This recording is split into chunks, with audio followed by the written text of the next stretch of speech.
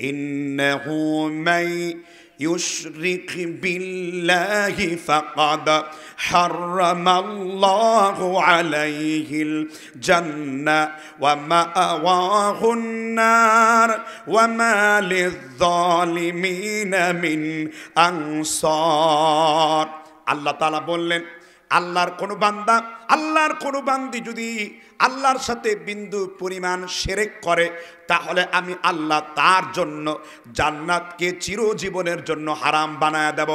আল্লাহ তাআলা জাহান্নামে যতগুলো আযাব দেবেন সব থেকে বেশি আযাব দেওয়া হবে যেই ব্যক্তি আল্লাহর সাথে শিরক করবে। যদি এখন প্রশ্ন করে টুপিওয়ালা, দাড়িওয়ালা, জুব্বাওয়ালা, বড় হুজুর, পীর কিংবা শয়তানের তীর যাকে আমি জিজ্ঞাসা করি বলেন তো দেখি শিরক কতগুলা কি কি বলেন তো। এখন এমন অনেক লোক পাওয়া যাবে শিরক কোনগুলোরে বলে এই শিরক সম্পর্কে সে জানে না। এত মূর্খের মূর্খ আমরা, এত বড় জাহেলের জাহেল। শিরক কাকে বলে, শিরক কি কি হয় আমরা এই প্রকার ইলম পর্যন্ত জানি না। আমরা আকাশ পর্যন্ত আমল করি, আমরা পাহাড় পর্যন্ত নামাজ পড়ি, সারা রাত্র তাহাজ্জুদ গুজার হয়ে যাই, কিন্তু শিরকের ব্যাপারে কোনো খবর থাকে না। ঠিক না বে ঠিক? আমার বক্তব্য নয়, কোরআনুল কারীম সূরা ফুরকানের 23 নম্বর আয়াতে আল্লাহ বলেছেন ওয়া কাদিমনা ইলা মা আমিলু মিন আমালিন ফাজআলনাহু হাবাআম মানসুরা। ওয়া কাদিমনা ইলা মা আমিলু, আল্লাহর যত বান্দারা যত আমল করেন, আপনার এখানে আমল করেন তো নাকি? যেমন নামাজ একটা আমল, রোজা একটা আমল, হজ একটা আমল, জিকির একটা আমল। আল্লাহর কথা সূরা ফুরকানে আল্লাহ বলেছেন ওয়া কাদিমনা ইলা মা আমিলু মিন আমালিন ফাজআলনাহু হাবাআম মানসুরা। আল্লাহ তাআলা বললেন আদম সন্তান আল্লাহর কোনো বান্দি আর বান্দা যখন আমল করে আমি আল্লাহ নিজেই সেই বান্দার আমলের দিকে অগ্রসর হই। তাহলে আমরা যত আমল করি সব আমলের দিকে দৃষ্টি দেন কে? জোরে বলেন কি? কোনো বুজুর্গের ইচ্ছা? সরাসরি কোরআনুল কারীম সূরা ফুরকানের 23 নম্বর আয়াত, বান্দা যখন কোনো আমল করে সেই বান্দার আমলগুলোর দিকে নজর দেন কে? আল্লাহ তাআলা বললেন এবার যদি কোনো বান্দার আমলের ভিতরে, আকীদার ভিতরে, ইমানের ভিতরে বিন্দু পরিমাণ কোনো শিরক থাকে, ফাজআলনাহু হাবাআম মানসুরা। এই যে বালু দেখেছেন, ধূলিকণা দেখেছেন, বিক্ষিপ্ত ঝড় আসলে পরে, প্রচণ্ড বাতাস আসলে পরে আপনার বালু এবং ঝড়গুলো যেই রকম উড়ে যায়, আল্লাহ তাআলা শিরিক করার কারণে ওই বান্দার আমলটাকে আমল নামা থেকে আল্লাহ নিজের হাতে ওইগুলা উড়ায়া দেন। আপনার আমল একেবারে শূন্য হয়ে গেল। এর ফলে আপনি শূন্য হয়ে উঠলেন, মুশরিক হয়ে মরলেন। আল্লাহ তাআলা বললেন নবী হে আমার, যারা শিরিক করে মরে যায় তাদেরকে দুঃসংবাদ দাও, ফি নারি জাহান্নাম খালিদিনা ফিহা আবাদা। যারা শিরিক করে মরে যায় নবী তাদের জন্য চিরস্থায়ী জাহান্নাম। তারা যত আমল করুক, রোজা করুক, আপনি যদি জুব্বা পরে শিরক করেন আপনি জুব্বাওয়ালা কাফের, আপনি যদি টুপি পরে শিরক করেন আপনি টুপিওয়ালা কাফের, আপনি যদি পীর হয়ে শিরক করেন আপনি মুশরিকওয়ালা পীর। কারণ শিরক যেখানে আছে আল্লাহ সেইখানে নাই, আল্লাহর নবী সেইখানে নাই। শিরক করলে আপনার জন্য জান্নাত হারাম, কোনো সন্দেহ নাই। ঠিক কিনা বলেন? বলুন, আমি কথা কোরআনের হাদিসের বাইরে বলছি? শিরক করলে জান্নাত আপনার জন্য কি হারাম? সন্দেহ আছে? তাহলে শিরক কতগুলো হয়?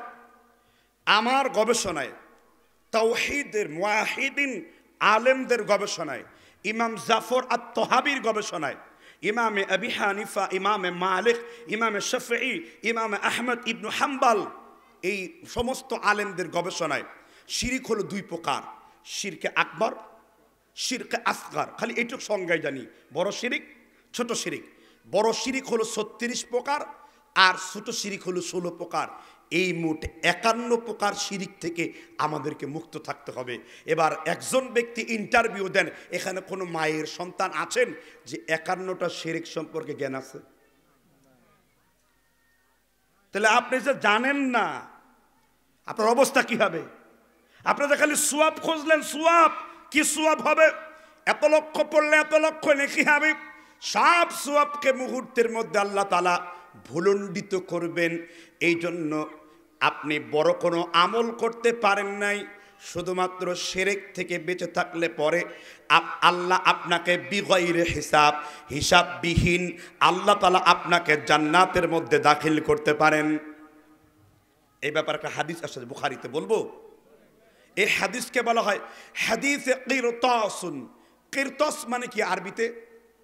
এই পেপারকে আরবিতে কিরতাস বলা হয়। কিরতাস মানে কি?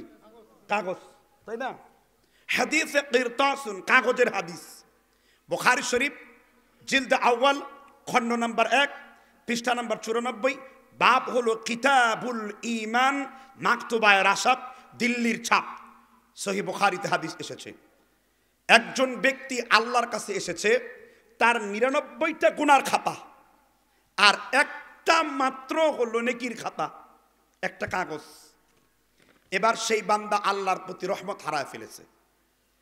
বান্দা এবার চিন্তা করল 99টা গুনার খাতা, একটা মাত্র সওয়াবের খাতা, লাভ কি হবে?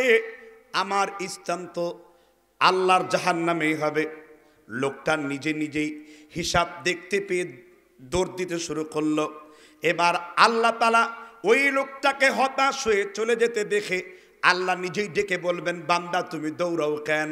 সে বলবে, আল্লাহ 99টা হলো গুনার খাতা আর একটা হলো নেকির খাতা, আমি কেমনে এই একটি কাগজ দিয়ে আমি জান্নাত লাভ করতে পারি? এবার আল্লাহ তাআলা ফেরেশতাদেরকে বলবেন, এই কিরতাস, এই কাগজটাকে তোমরা ওজন দাও, ওজন দাও। ওজন দেওয়ার সাথে সাথে 99টা গুনার খাতার চাইতে একটা নেকির খাতা, একটা নেকির কাগজ, একটা নেকির কাগজ আল্লাহ তাআলা গুনার খাতার চাইতে ভারী বানায়া দিলেন।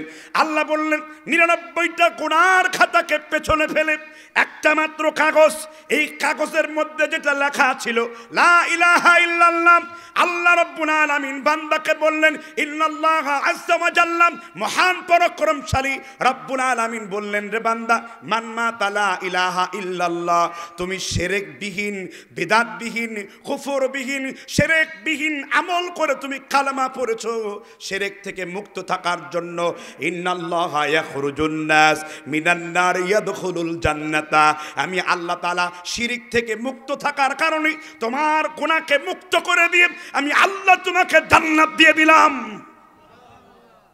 কি বুঝলেন? শিরকবিহীন আমল, এত আমল দিয়ে কি করবেন যদি আপনার তাওহীদ ঠিক না থাকে, যদি আপনি শিরক যুক্ত ইবাদত করেন? আল্লাহর সাথে আমরা সাক্ষাৎ করতে চাই না? আল্লাহ বলছেন যে আমার সাথে সাক্ষাৎ করতে চায়, আমি আল্লাহ তার সাথে সাক্ষাৎ করতে চাই। আর আল্লাহ আল্লাহর সাথে সাক্ষাৎ করার জন্য 2টি শর্ত দিয়েছেন। কয়টি? সূরা কাহাফ জুমার দিন পড়া সুন্নত এবং প্রত্যেক দিন 10টি আয়াত পড়া সুন্নত। দাজ্জালের ফিতনা থেকে বাঁচার জন্য আপনারা প্রত্যেক দিন সূরা কাহাফের আমল করবেন। শর্ত কি?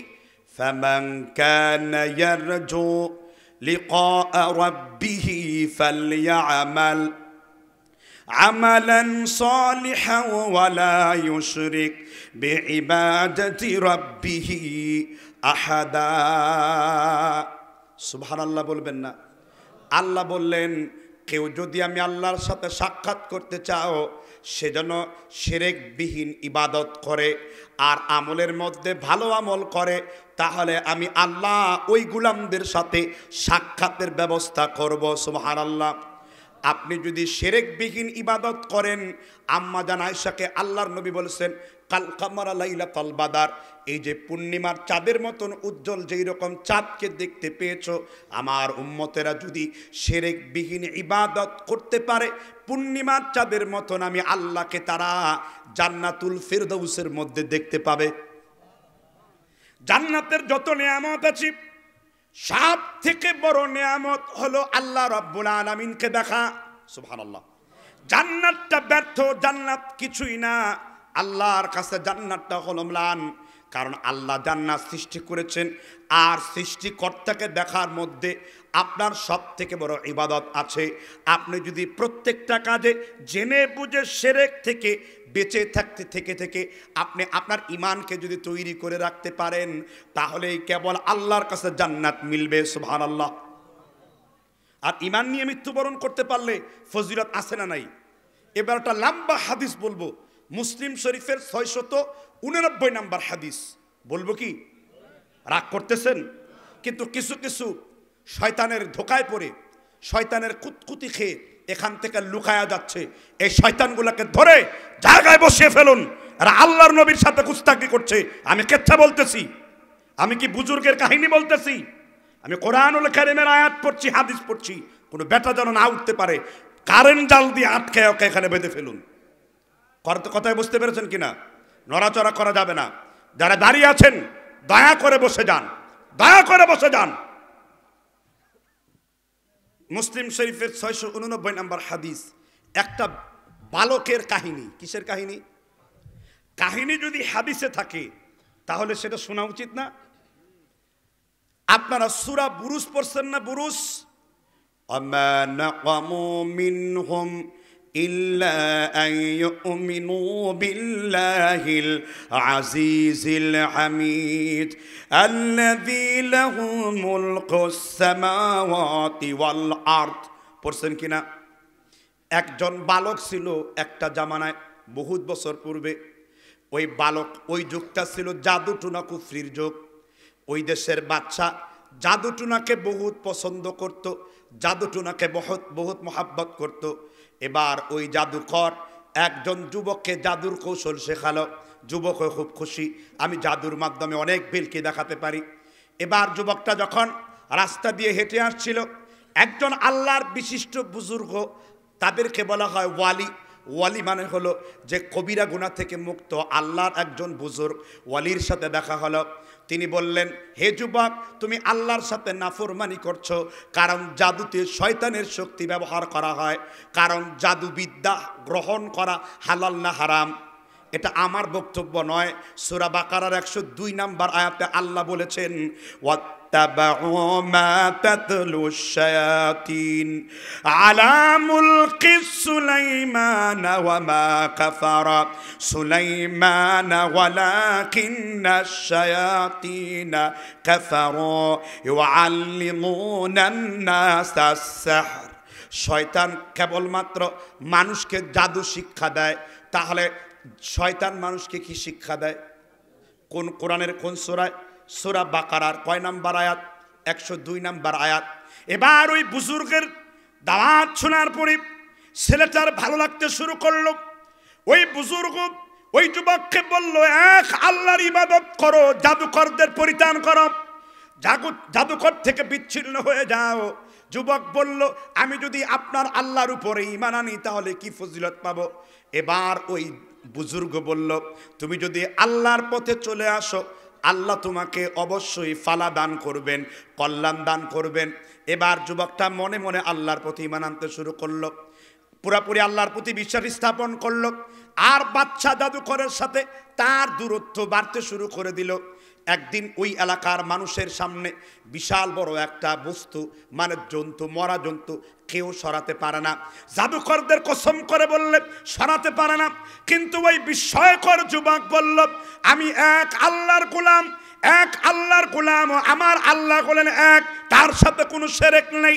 আল্লাহ তোমার কাছে আমি ফরিয়াদ করছি, মানুষদেরকে এই কষ্টদায়ক বস্তুকে সরিয়ে দাও। সাথে সাথে সরিয়ে গেল। লোকেরা আশ্চর্য হয়ে গেল, এই যুবক কোথা থেকে এই কারামতি পেল? জাদুকরের নাম বললাম, মূর্তি পূজারীদের নাম বললাম, কিন্তু মূর্তিগুলো সরল না। এই কথাটা বাচ্চার কান পর্যন্ত চলে গেল। এবার যুবককে বলল, তুমি কার প্রতি ঈমান এনেছ? তোমাকে হত্যা করব। এবার ওই যুবকটা বলল, ওয়া কুত্তিআত ওয়া হুররিকাত, আমাকে যদি আগুনে পুড়িয়ে মেরে ফেলো আর আমাকে যদি হত্যার চেষ্টা করো, কিয়ামত পর্যন্ত আমি যদি ইচ্ছা পোষণ না করি আমাকে তোমরা হত্যা করতে পারবা না। বাচ্চা চ্যালেঞ্জ অ্যাকসেপ্ট করলেন। এবার এই যুবককে এলাকার সাপ পাথর দিয়ে তাকে মারতে শুরু করলেন, কিন্তু যুবক আবার পুনরায় জীবিত হয়ে গেল। যুবকের কারামতি দেখে তাম পৃথিবীর লোকজনের মধ্যে ইসলাম প্রচার হতে শুরু করলো। সুবহানাল্লাহ। এবার যুবকটা বলল, ও বাচ্চা, আমাকে তুমি মারতে চাও নাকি? হ্যাঁ, তোমাকে আমি মারতে চাই।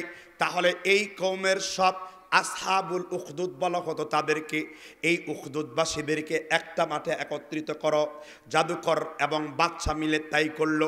এবার যুবক বলল, ও হে বাচ্চা, তুমি যদি তীরকে বলো বিসমিল্লাহি রাব্বিল গুলাম, এই শিশুর নামে তীর মারতেছি, এই কথা বলার সাথে সাথে আমি দুনিয়া থেকে ত্যাগ করব। যেই কথা মাত্র কাজ। এবার তীরন্দাজেরা বলতে শুরু করলো বিসমিল্লাহি রাব্বিল গুলাম। তীরন্দাজের তীর যখন তার বুকে বাঁধলো, তার শরীর থেকে রক্তগুলো টকবক করে পড়তে শুরু করলো। তখন উপস্থিত জনতা, লক্ষ লক্ষ জনতারা বলল, রব্বি আমান্না রাব্বিল গুলাম, আমান্না রাব্বিল গুলাম, আমরা সকলেই উখদুদবাসীগণ আমরা এই বাচ্চার আল্লাহর উপর ঈমান আনয়ন করে ফেলেছি। সাথে সাথে এই ঘটনা দেখে ওই কওমের সব একেবারে আবাল বৃদ্ধ শিশু মহিলা পুরুষ সকলেই এক আল্লাহর প্রতি ঈমান এনে ফেলেছে। কারণ যখন বিসমিল্লাহি রাব্বিল গুলাম এই বালকের প্রভুর নামে, রবের নামে, আল্লাহর নামে তীর কাজ করতেছে, তখন লোকেরা বুঝে নিল এই ইসলাম হলো, ঈমান হলো, তাওহীদ হলো একমাত্র মুক্তির রাস্তা। এবার সবগুলোকে আগুনের কুণ্ডলিতে নিক্ষেপ করলেন। আল্লাহ তাআলা এই জন্য কোরআনে বলেছেন, আসসামা ইযাতিল বুরুজ ওয়াল ইয়াউমিল মাউউদ কুতিলা আসহাবুল উখদুদ। নবী সাহাবীদেরকে বলছেন, উখদুদবাসীদেরকে দেখো নাই, আল্লাহর প্রতি ঈমান আনার কারণে, ইসলামের প্রতি ঈমান আনার কারণে মাথার মধ্যে জ্বলন্ত চিরুনি রেখে মাথার মগজগুলো আশ্রে বের করে দিয়েছে, জিলাপি ভাজা করে ফেলেছে। আর তারপরও তারা আল্লাহর প্রতি ঈমান থেকে তারা বিচ্যুত হয় নাই। এবার একটা মহিলাকে জোরপূর্বক ধরে যখন আগুনের কাছে নেওয়া হবে, তখন মহিলা ভয় পেয়ে গেল। মহিলার সন্তান ছিল। মহিলা মনে মনে চিন্তা করলো, আমি মরে যাব, কিন্তু আমার এই দুধের বাচ্চা কেমনে মরবে? এবার ওই দুধের বাচ্চার মুখে আল্লাহ জবান ফিরিয়ে দিলেন, জবান এনে দিলেন। অর্থাৎ 2 থেকে 3 মাসের শিশুটা মাকে বলতে শুরু করলো, ইয়া উম্মুক, হে আমার মা, ইয়া উম্মুক, হে আমার মা, ইন্নাকা আলাল জান্নাতি, তুমি যদি আজকে আগুনে পুড়ে ঝাঁপ দিয়ে মরে যাও তাহলে আমরা আল্লাহ জান্নাতে প্রবেশ করব।